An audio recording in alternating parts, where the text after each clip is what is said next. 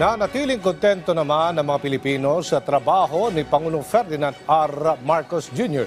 Patunay dyan ng nananatiling mataas na trust at approval ratings ng Pangulo batayan sa pinakabagong survey ng Pulse Asia. Si Kenneth Pasyente sa sentro ng balita.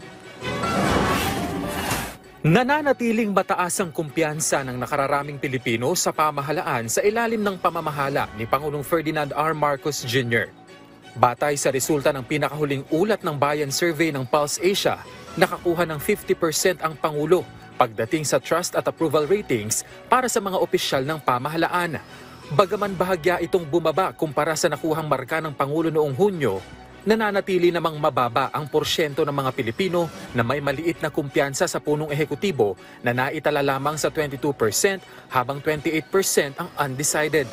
Naitala ang pinakamataas na satisfaction rating ng Pangulo sa Balance Luzon na sinundan ng National Capital Region at Visayas.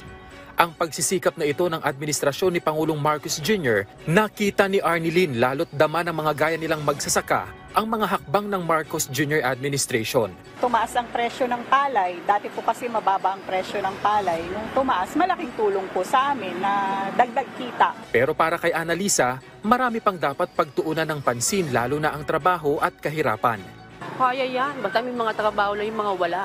Bigyan ng trabaho. Samantala, bumaba naman ng 10% ang approval at trust ratings ni VP Sara. Si Senate President Chis Escudero nakakuha ng 60% at 50% na approval at trust ratings, habang 32% at 31% naman ang kay House Speaker Martin Romualdez. Isinagawa ang ulat ng Bayan Survey mula September 6 hanggang September 13 sa nasa 2,400 na adult respondents. Mayroon itong plus-minus 2% margin of error at 95% confidence level. Kenneth Pasyente para sa Pambansang TV sa Bagong Pilipinas.